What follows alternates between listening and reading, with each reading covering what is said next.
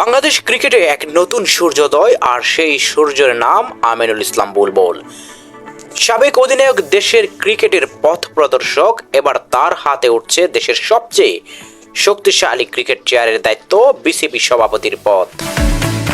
আর দায়িত্ব নিয়ে তিনি যেন জোর বয়ে দিলেন, মিডিয়ায় সরাসরি জানিয়ে দিলেন কারো ফোন কল, কারো সুপারিশ কিংবা কারো অতীতের সুনাম দিয়ে জাতীয় দলে খেলা যাবে না। জাতীয় দলের সুযোগ পাবে সেই ক্রিকেটার যে ফিট থাকবে, পারফর্ম করবে, আর যাকে নির্বাচকরা উপযুক্ত মনে করবেন। আর এখানেই এলো সেই প্রশ্ন, তাহলে সাকিব আল হাসান বাংলাদেশের ক্রিকেটের সবচেয়ে বড় পোস্টার বয়, 3 ফরম্যাটে বিশ্বজয়ী অলরাউন্ডার, তিনি কি থাকবেন দলে? বিসিবি বস বুলবুলের উত্তরটা ছিল একদম পরিষ্কার, একদম পেশাদার। সাকিব আল হাসান দলে থাকবে কিনা তা আমি বলবো না, এটা নির্বাচকদের সিদ্ধান্ত।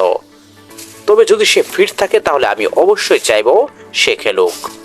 অর্থাৎ এবার আর সুপারস্টার বলে ছাড় নেই। নতুন বিসিবি সভাপতি বোঝাতে চাইলেন বাংলাদেশ ক্রিকেটে আর কোনো আপোষ চলবে না। ফিটনেস, ফর্ম আর ডিসিপ্লিন, এই 3-এ উত্তীর্ণ হলেই মিলবে জাতীয় দলের টিকিট।